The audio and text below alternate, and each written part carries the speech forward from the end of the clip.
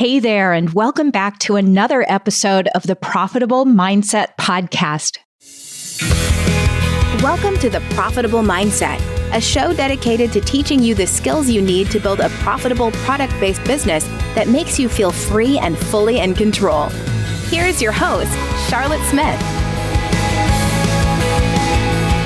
Hey there, welcome to episode number 44, all about cash flow. And this is part 8 of our summer business series. So, a lack of cash flow is one more big reason many farmers go out of business. It's why I want to explain a lot, as much as I can about it today to help you with it. First of all, though, I want to remind you, I have a brand new training out for you, free. It is to help you get your email inbox under control so you can feel unburdened and way less overwhelmed and far more freedom and ease. And it feels so good to open your email and just see a few emails that might have come in overnight. And I teach you the skills how to process it very quickly every day so you keep it empty and enjoy the peace you get once you've learned how to do that. So that free training is at 3cowmarketing.com/zero, ZERO. All right, with that, let's get back to cash flow. Now, cash flow is both the money coming in and the money going out. So some farmers might be making enough money once or twice a year or even seasonally, depending on your model. So they're making enough money. But if you don't have steady, consistent cash flow, then what happens is the big chunks of money come in 2 or 3 times a year. And in between times, you might have to tap into some debt to cover the expenses. Sometimes that's a credit card with those high interest rates. And you think that's going to hold you over until next season or next year's revenue comes in. But what I want to tell you is it's really hard to dig out of that debt once it's started. So cash flow, it's the money. You have inflow from things where you make a sale or you sell something, you sell your products, you get some money, you get some revenue coming in. Then, of course, you have outflow. Many of us on the farms are really familiar with the outflow, the expenses. Maybe you're buying livestock or you're building infrastructure or you're buying feed for the winter, tons and tons of feed. Where it can get tricky for farmers is this seasonal aspect of farming. So sometimes we have lower sales in the winter, which means we have less money coming in the winter or none. But then we got to start spending a lot of money in, say, January or February or March, buying chicks, buying seedlings, buying weanlings, buying plants, buying all the things, getting set up for the next season. So the income from those things you're buying won't come into you for many, many months later, but you've had this long, lean winter with low income, and then a lot of expenses can hit you in spring, early spring, late spring. This is often when the downward spiral can start. So you put those early spring things on a credit card, you think you'll pay them when the money comes in the summer. But then, of course, there's always other expenses when the money comes in. And the debt can get bigger and bigger and overwhelming, and maybe you never get out from under it. Till eventually it becomes so great of an expense, you've got negative cash flow, and you realize it's just not worth being in business anymore. So I see this a lot. I want you to get to a place where obviously you have more money coming in than you have money going out. Now, this is unless you're in the first year of business or maybe the first 2 years of your business. If you're in the first year or 2, it could be that you still have a lot of money going out because you're still building the infrastructure. You're still getting your breeding stock set up or the seed stock. You're still building your fences or you're building your high tunnels. You're investing in all this equipment. So you've got a lot of startup expenses those first couple years, and that's okay. That's why you need to have working capital in the first year or 2.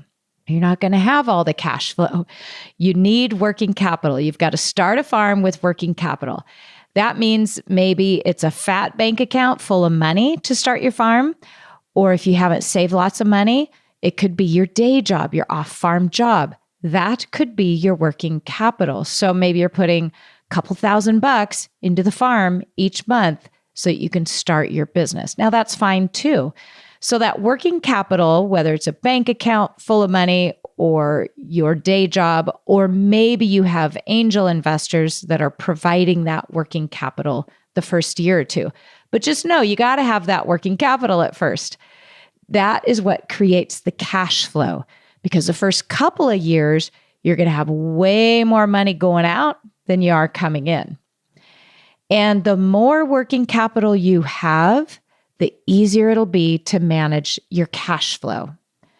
And depending on what you sell, the cash flow could be easier up front, and it could require less cash up front than the other things you sell. For instance, if you're going to sell grass-fed beef, then you might spend a lot of money the first year or even two buying your stock, buying the breeding stock or buying the feeders, and you aren't even going to have anything to sell for a year or two. So you want to think that through. In that case, you're going to have a lot of working capital to get you through to year 3 or year 2, where you can finally sell those first animals you invested in. Now, how I balance that out on my farm is we would buy the feeders just off their mothers. And then we did a combination where I was able to buy some full-size cows from a farmer who was happy to sell me the cows live weight at market price because he wasn't able to market them retail. He didn't have the connections. He didn't know how to market. He didn't have the skills. So he would sell the live animal to me at the market price. And I, in turn, would be able to sell the retail cuts. And within a month, maybe I'd have $1,000 profit or more. So in 30 days, every 30 days, I could make another $1,000. And that kept us with cash flow while the feeders we bought were fattening up. Or you could buy an older cow and turn it into hamburger. Then you've got those retail sales again with cash flow for the months leading up to when your younger cows are ready. Now, on my farm, 11 years ago when I started, I was not thinking about cash flow. I didn't know this information yet. But I got really lucky. I just happened to pick something that was really great for cash flow. I did dairy. Now, the way our dairy worked is I would get a big bucket of milk in the morning, and at the end of the day, I had a box full of cash, 365 days a year. That was amazing for cash flow.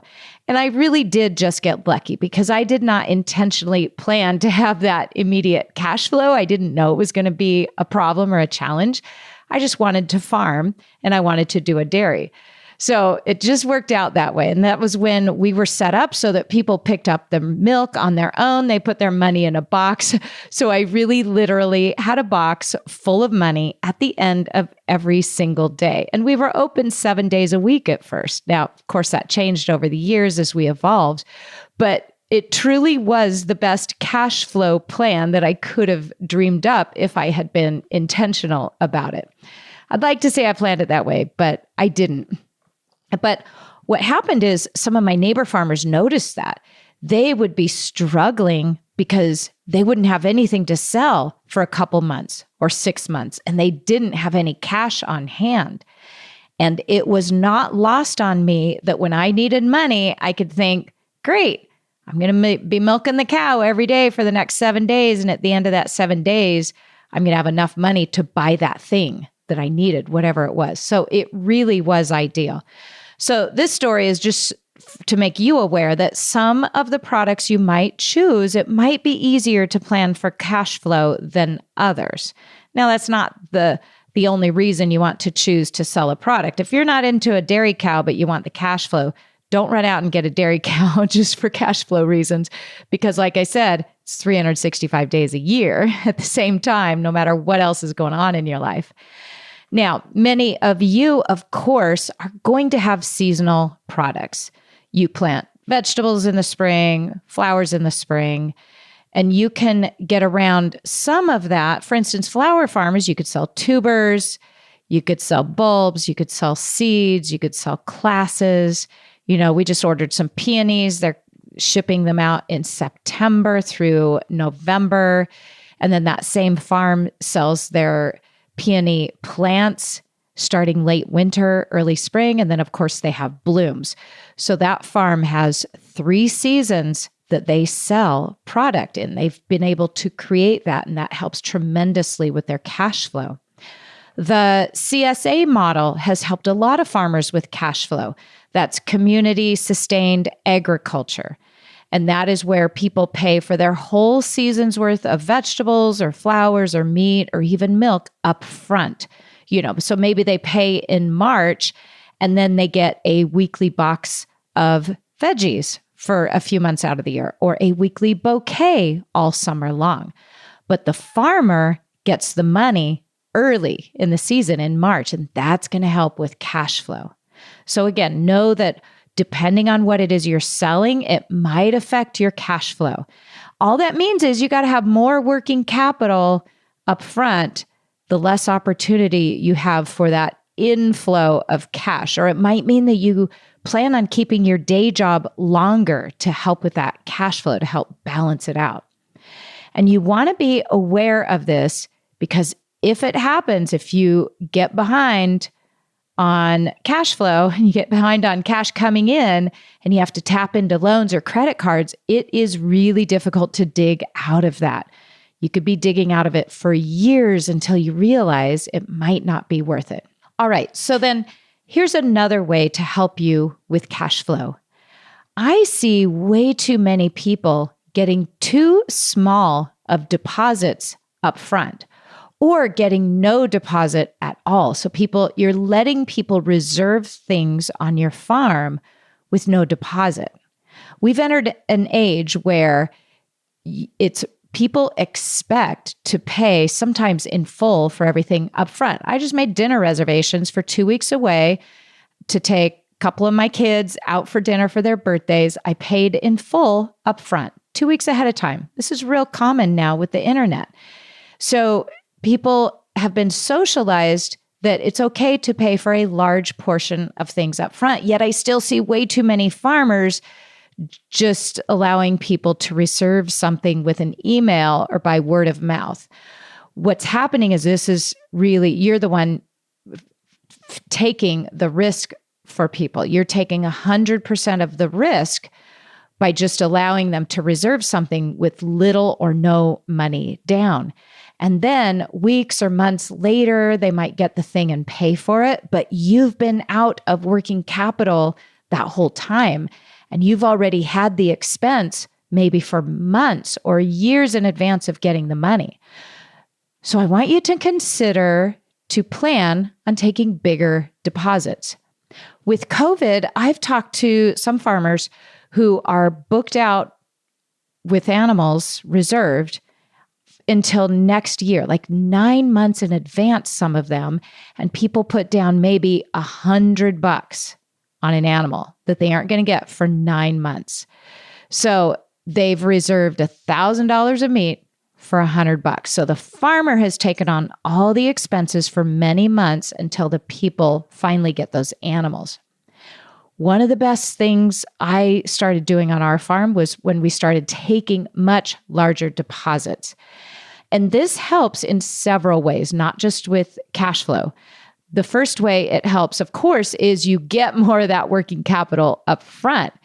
You've already bought the cow. You've already paid for the feeder cow, for instance, or you've bred the cow. You're already spending money on the labor to move the cow or feeding it to overwinter it. So you've already spent a good portion of the money. You need more than just that $100 for them to reserve it while you finish growing it out. So start asking for $500 deposits on a quarter beef up front, or $400 deposits on a half a hog, or $100 deposit on the 10 chickens, for instance. Or if you're doing weddings, flowers, get much larger deposits up front because you've already put in money out of your pocket on the stock itself and on the labor and on the planning, and you've already taken on the risk. So you don't need to wait until after to get the bulk of your money. We're not the grocery store. Remember, we are raising custom, handcrafted products on our family farms, and our society is socialized to pay for that up front. So I want you guys to start recognizing that and take advantage of it. When you communicate this to people that you're raising these handcrafted custom products, then they understand. They're happy to pay larger deposits, which will help you with the cash flow. Here's another reason to get larger deposits. If people pay a small deposit, the second reason it's really valuable is it's so much easier for them to walk away from deposits that are non-refundable because it was only $100. So if someone puts $100 down on a quarter beef and then they change their mind in 6 or 9 months and walk away, they're willing and able to walk away from it at $100 loss, because it would mean they don't have to put the other $800 or $900 down. So maybe they lost their job. Maybe they changed their family's eating habits. Maybe they decided they don't want to buy the big freezer after all. So they just walk away from the $100 because it's non-refundable, for instance. But if they put $500 down on a quarter beef, people are far less likely to walk away from $500. They're going to make it work. They're going to go get the freezer. They're going to figure it out. They will quickly scramble to find the solution instead of making you scramble to try to resell the beef you thought you already sold. All right. So you're not left scrambling at the end if someone has to cancel or chooses to cancel, because they're far less likely to cancel when you take those much larger deposits. What's happened now with COVID is a lot of people back in March and April felt this sense of urgency and scarcity, and food was disappearing quickly off the grocery store shelves. They put deposits on meat. Now they're canceling those deposits. I'm getting a lot of feedback from farmers that this is happening to, because people are going back to the grocery stores. So if you have a $500 non-refundable deposit on an animal, and something changes and the grocery store gets something back in stock, your customers who paid that deposit are not going to walk away from it. And here is a third reason for getting larger deposits on animals and how it works for you. People are very excited when they first order the thing. They're super excited to pay the deposit on a quarter beef, even if they might not get it for a few months. And remember, I'm talking about beef, but this could be anything else you sell. It doesn't have to just be cows. It could be vegetables, plants, chickens, whatever. So they're super excited up front, and it's a lot easier to ask them to pay the larger deposit then, because the emotion of really excited means the money doesn't matter. They've got a mindset of, I want this thing right now, and they're willing to pay the deposit while they're excited like this. So take advantage of that. Make it easier on them to have them pay the larger deposit up front. If they pay that larger deposit up front, then when they pick up the animal, it's a much smaller balance on the final bill. If it's $1,000 for a quarter beef, they paid $500 up front, then they only owe $500 when they pick it up. Now, psychologically, intellectually, they don't think it is as expensive, okay? So it just comes across as they know it's $1,000, but when they just owe you $500 when they pick it up and they take home this, the back seat of their car is full of meat, seems like a much greater deal for them. And again, they intellectually know they paid $1,000 for a quarter beef, but it just seems like a small amount when they pick it up, and it feels easier on them. On the other hand, if they pay a $100 deposit on a quarter beef when they're all excited, and then they get the cow months later and they owe you $900 more, it's a bigger ouch, because the excitement is not quite as big. And again, logically, they knew this was the case. You warned them. They got all the emails and the details estimating what the final bill would be. But they got that much bigger charge at the end, and they just feel a little more pain because they don't have all the excitement they felt at the beginning. So when you get the larger deposit in the beginning, it's offset and it helps balance it out. This also helps with ongoing sales, and it's going to help people feel really good about recommending you to others. So that'll happen more often too. So get the bigger deposits. It's going to help with your cash flow. Get more money down up front. Okay, now the next thing I want you to do, and again, this is all under the umbrella of cash flow, is I want you to start thinking of your farm in terms of assets and liabilities. Assets produce revenue. They're the things that make you money. Your assets are the animals, the plants. Maybe you teach classes. Maybe you give farm tours. Maybe you do other agritourism like dinners or an Airbnb. Assets are the things that make you money. Here's another thing I want you to think about this. You are an asset, and you might be the most important asset in your business. Your visioning, your business financial planning, but also your marketing directly brings in money. Your people selling out in your farm store or at the market booth are making you money. Your delivery drivers are making you money. And you are only as much of an asset as you have time to do the money-making things. So you're an asset when you are doing your marketing. I want you to start thinking of yourself this way. Some of you are selling bouquets, or you're doing wedding design. You're teaching cheese classes, nutrition classes.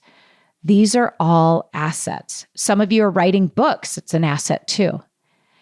And these assets are going to help you have positive cash flow. I used to teach my cheese classes in the winter because we had a little lower income in the winter and I had a little more time. So I'd teach my classes then. And the income from the classes kept our cash flow much more consistent year round. It was great. It was a great compliment. And this is something you can start thinking about. What assets do you have that you can help use to help balance out cash flow during the times where cash flow is reduced or even non-existent? It's important to have these highly valuable assets to produce this revenue and help you through the off season. So know what they are. Something I want to share with you, an Instagram post is not an asset. A Facebook post, not an asset. The things you sell are an asset. Your marketing email that makes you thousands of dollars is an asset.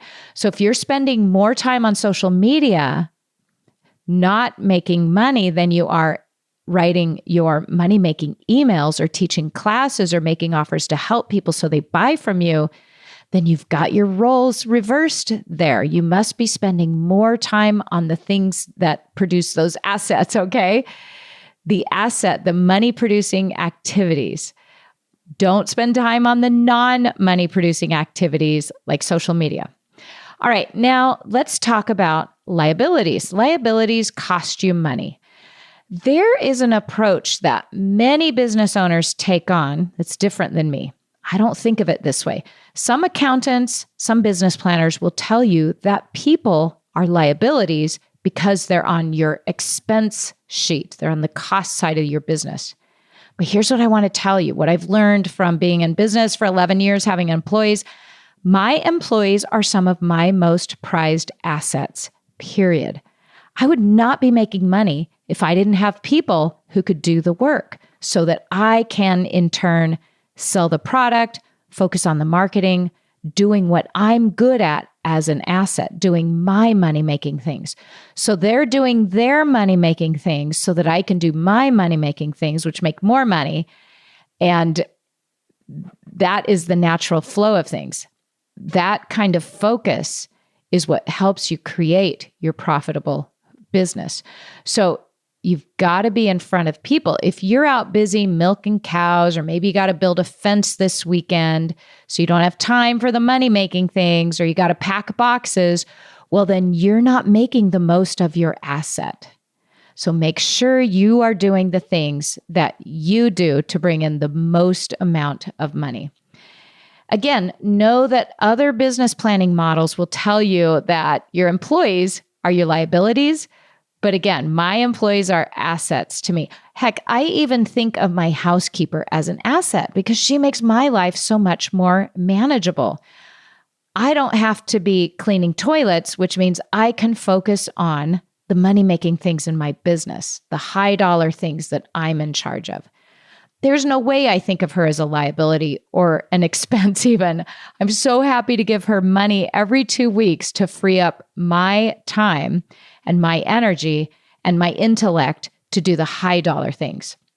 I encourage you to start thinking about that too, that your employees are assets making you money for a very small investment. I can pay someone $15 an hour or $25 an hour. It's a small investment for the money that I make off of what they did. Now, let's say you and I can send a marketing email that makes us thousands of dollars, and we spent an hour creating that email. And then we send it out, we get thousands of dollars in orders or in income from it. And now that is not an outrageous number to consider. I have a lot of my marketing students and clients who send marketing emails who make $1,000 or $10,000 or $50,000 on an email. And these are not huge farms. These are family farms. These are people who've learned to do their marketing correctly. They've learned proper marketing, modern marketing methods.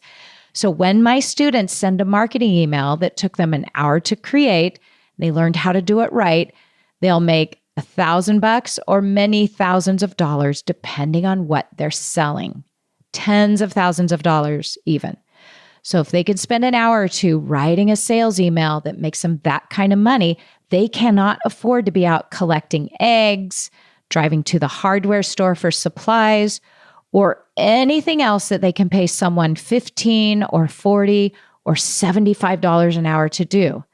They've got to free up their time to go write more of those $1,000 an hour emails or spend time thinking about how to expand so you have more products, so you can scale. That takes thinking time that you aren't able to focus on if you're doing the manual labor work. So I let my employees work to make the eggs, take care of the chickens, run the errands, pick up feed, unload feed, clean the house, or saw up a tree for $75 an hour. All of that frees me up to write the emails that make thousands of dollars so I can keep the business profitable. And you are the same way when you learn how to do your marketing properly. The sooner you start thinking this way, that you are the asset that needs to be doing the higher dollar jobs, and you will pay other assets less money to do the jobs that you can pay less money for, then the sooner that frees up your time to do those higher earning jobs. Then you'll have a more profitable and sustainable business in a shorter amount of time.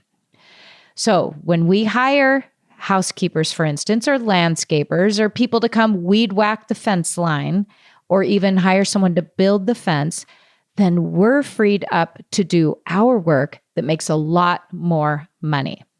So the person doing the work for me is an asset. I love being able to think of them that way because it frees me up so I can make the money to keep them employed, give them bonuses, treat them really, really well, and keep our farm profitable. That is how we serve our business. And our business, you and I, our business needs us to serve it. We're not serving our business, and we are shorting our chances of being around long term if we're doing the lower dollar amount of work and avoiding the big high dollar ticket item work. So again, don't look at your employees as a liability like many finance people will tell you. When you're able to think about it this way, that paying them $15 an hour or $40 or $175, whatever it is they're doing, and it frees you up to make thousands of dollars per hour, then you realize those employees, those contractors are important assets. And this kind of thinking is what's going to help you grow and scale and become profitable in the timeline that you want, not just hoping you get there someday. Thinking of people as liabilities means that you're more likely to limit them. You're going to try to cut costs if you think they're a liability, and you'll limit them, which means you're going to limit yourself, and you won't grow with ease because you won't have the mindset to support it. You think you got to cut costs. And if you think of your employees as liabilities, you're going to try to cut costs there. But your assets are your people. And here's what happens too. When people ask, they say, I think I should hire someone, but I can't afford to hire someone. That tells me they're not thinking of them as an asset, but they're thinking of that person as a liability. How I think of it is I can't afford not to hire someone. If I don't hire someone, then I can't go make the money that supports the farm. So if that person you're going to hire frees up your time to do the marketing, for instance, which brings you in all the money, then it's a no-brainer. So if you want a successful business, it's the obvious next step to free yourself up is to hire someone. Thinking about them as an asset will make it easier for you to do. And like I said in the last episode, not everyone wants to run a farm business and spend all the hours needed to learn marketing or financial planning or investing or taxes or how to do payroll and all the things. Only a small percentage of people are willing to do those things. And if you're one of those people who wants to run the business and create a business, then the way you'll be successful is to learn all those higher dollar value things and be sure you're focusing on them. You only have so much time and energy, so make sure you are hiring out the things that you can pay less money for. Now, some people will tell me, well, marketing makes a lot of money, so I'm just going to hire a marketing person. I'm going to hire a student from the local university. You guys have heard this a lot. But no, that won't work. Or some people will hire a customer to do the marketing or a friend to do the marketing. Well, marketing makes my marketing students thousands and thousands of dollars per hour when you learn to do it the way I teach. There is nobody that you can pay $12 an hour to or $15 an hour to who has the skills that my marketing students have learned. So if they took my course and they're doing it the way I teach them, you can't hire them for $15 an hour. They've got their own business. They're going to have their own income going on. And if they can't do it, they won't have their own business. So if you hire someone for $12 or $15 an hour, they won't be able to create this kind of income for you. Modern marketing, like I teach, is not yet taught in universities. Remember, universities lag way behind in what they teach. I've heard 20 years behind in some ways or in some fields. So you've got to learn marketing that works in today's world, probably on your own. You can't hire it done for a lower wage. Okay, so now you've learned you want to build the most amount of assets that you can in order to maintain consistent cash flow, and you want to have the least amount of liabilities. And you don't want to build up a lot of liabilities against your assets because that will cost you money. That's going to take all the inflow. All right, so to wrap this up, I want to encourage you to focus on, if you're just starting out your business, where are you going to get your working capital? Do you have money saved up, or is it going to be your day job? All right, so plan on that. And if you're going to use your off-farm job to help with cash flow, then know that depending on what product you decide to raise, you might need more working capital than less. If you have to get through 2 years of growing your first beef cows, you're going to need a lot more working capital. It might mean you got to keep that day job a lot longer. So your cash flow needs will be based on what products you're raising too. Just know that. All right. I hope through this series, we're at part 8 now, you guys are building a business mindset. This started with episode number 37 in this business series. This is some of the most advanced teaching you will find in this industry. Starting with 37, you're going to learn everything you need to know to build your profitable business. If you need help, if you're not able to just listen to a podcast and make it happen, consider investing in one-on-one mindset coaching with me. You can do that through booking a free session to see if my program will work for you. That is at 3cowmarketing.com/strategy. That session is free. It's where you decide to invest in coaching. All right, you guys, take care. Go think of yourself as an asset. You will love it. You're going to love the confidence it gives you too. All right, I'll see you next time. Thank you so much for tuning in to today's episode. For more great resources, check out theprofitablemindset.com. See you next time.